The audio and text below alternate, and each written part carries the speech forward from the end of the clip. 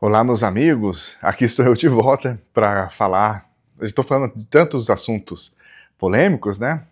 Mas dessa vez agora eu estou falando da eleição do Papa, porque eu sou um pai católico no Canadá, é assim que eu me identifico. Antigamente eu me identificava como tiozão do college. Mas já tem 6 anos que eu saí do college, não dá para ser o tiozão para sempre. E acima de tudo eu sou católico e quem me segue sabe disso.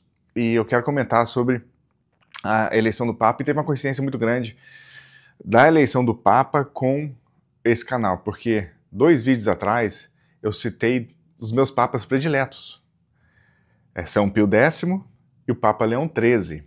O Papa Leão XIII escreveu uma encíclica, que eu estou com ela aberta aqui, que chama Rerum Novarum, que é uma encíclica que trata de política. O pessoal acha que a igreja se abstém da política, né? E a igreja tem a posição muito firme, muito definida em relação à política, né? Baseado na tradição, na escritura, nos evangelhos e tudo mais. E o Papa Leão XIII escreveu bastante sobre política, mas essa encíclica Rerum Novarum, eu recomendo para todo mundo leia, que ele condena o comunismo, condena o socialismo e condena a ideia de que o cidadão tem que servir o Estado e não o contrário, o Estado servir o cidadão.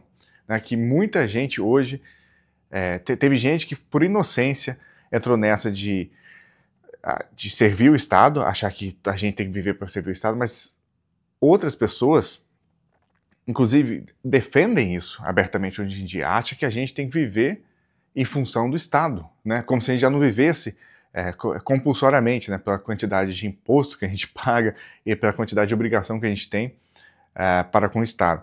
Mas então é uma encíclica muito, muito bacana. E eu quero falar para vocês a minha opinião sobre o Papa e principalmente anotar aqui um erro muito grande de análise que as pessoas fazem da relação do católico com o Papa. Bom, o Papa Leão XIV, né? Eu tô com o Leão XIII na cabeça, o Papa Leão XIV, é um Papa americano. Até onde eu vi, as pessoas estavam assim, vasculhando a vida dele, e vai demorar para entender qual é o pensamento dele, mas isso já é o primeiro erro, porque se você pegar o pensamento meu, Cláudio, nesse canal aqui mesmo, há 5 anos atrás, eu já pensava, hoje eu penso completamente diferente.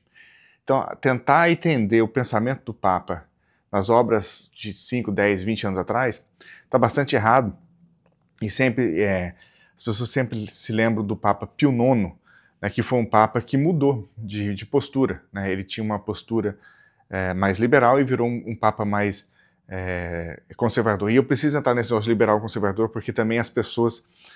Esse é o maior erro que as pessoas cometeram e cometem em tudo hoje em dia. É o maior erro que as pessoas cometem em tudo. Acabei de responder o comentário ali que a pessoa está me mandando morar no Texas, porque não, você é conservador, não pode morar no Canadá. Gente, esse reducionismo de reduzir tudo à esfera política é um erro de análise horrível, grosseiro que as pessoas fazem e prejudica a sua vida. Você que reduz tudo a situação política, você reduz tudo a uma análise política da coisa, você está analisando as coisas errado. E isso sobra até para o Papa, coitado do Papa. Porque também no vídeo anterior, veio um idiota aqui falar assim, você era triste, ou foi difícil para você o papado do Papa Francisco, porque ele era progressista e tal. A opinião política do Papa, as entrevistas que ele deu, não importa para o católico, entende? Ele é o pastor, é o maior pastor da Igreja Católica, certo? Ele é o sucessor de São Pedro, que foi o primeiro Papa, que foi nomeado por nosso Senhor Jesus Cristo, e seguiu essa linha de 200 e tantos papas.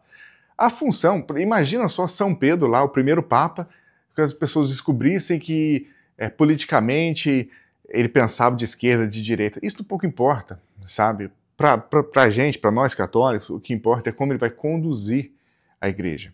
E não importa tanto a gente acompanhar de perto a vida do Papa, porque em 2000 anos de história da Igreja, as pessoas não sabiam tudo que o Papa está fazendo. A maioria dos católicos, a maioria do tempo, inclusive tinha dificuldade de saber quem era o Papa atual, porque tinha católico espalhado pelo mundo inteiro, não tinha internet, evidentemente, não tinha imprensa, e tem até o caso lá dos maronitas no Líbano, eles ficaram isolados depois do cisma do Oriente, e eles ficaram 300 anos sem saber quem era o Papa, e continuaram católicos, entende?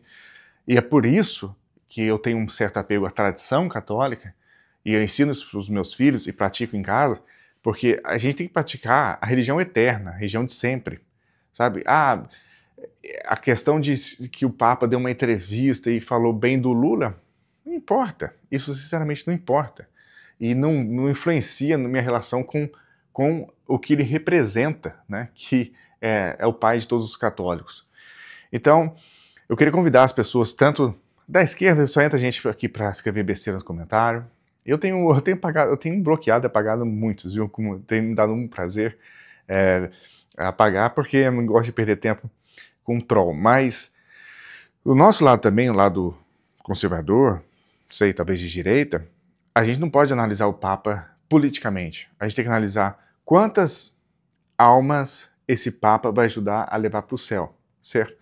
Coincidentemente, o Papa Francisco foi incompetente nessa questão também, certo? Porque a função da Igreja Católica é nos levar para o céu. Como? Através dos sacramentos, e através dos sacramentos e as derivações dos sacramentos, né, da vida de oração, etc.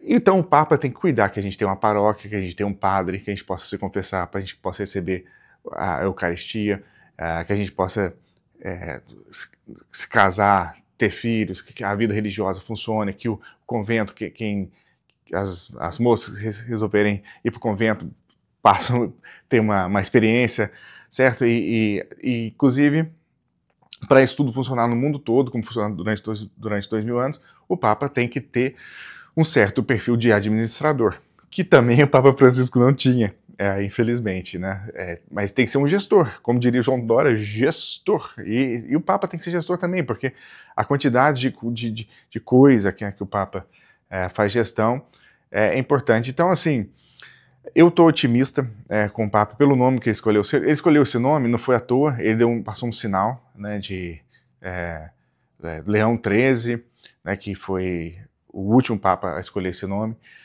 Teve um papado maravilhoso, foi um intelectual de primeira. Eu realmente recomendo que você leia as encíclicas dele, são muito bem escritas, tem no site Vaticano em português, são excelentes leituras, assim, não à toa que eu virei fã dele.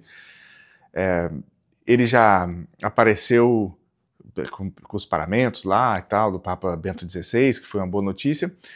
E eu estou otimista. E se porventura ele dá entrevista e fala mal dos meus políticos preferidos, ou falar bem dos políticos que eu não gosto, não vai mudar minha vida católica, eu não vou deixar de rezar, não vou deixar de ir à missa, eu não vou deixar de ensinar o catecismo para os meus filhos, entende?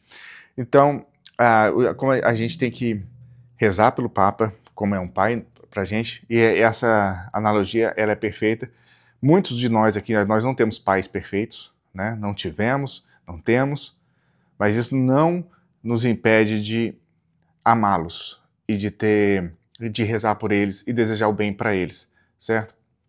Mesmo que eles não tenham sido bons pais pra gente. E amar não quer dizer, hoje em dia as pessoas deturparam a palavra amor, né? Então as pessoas acham que amar é você dar beijinho, abracinho e dar presente, não é isso. Amar é desejar que a pessoa vá para o céu, né? Esse é o amor perfeito. Se você não deseja que a pessoa vá para o céu, você ama essa pessoa, não ama essa pessoa absolutamente. Você ama essa pessoa relativamente, certo? De uma maneira imperfeita.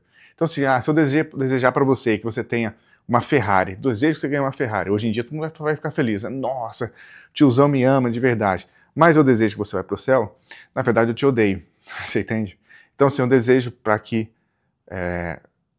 o amor verdadeiro, eu desejo que as pessoas vão para o céu, eu desejo que o Papa conduza, por amor aos meus irmãos, eu desejo que o Papa conduza a igreja de uma maneira que mais almas vão para o céu no final dessa vida que é tão breve, né, meus amigos? Então fica aqui a reflexão, espero que vocês tenham gostado, a gente se encontra no próximo.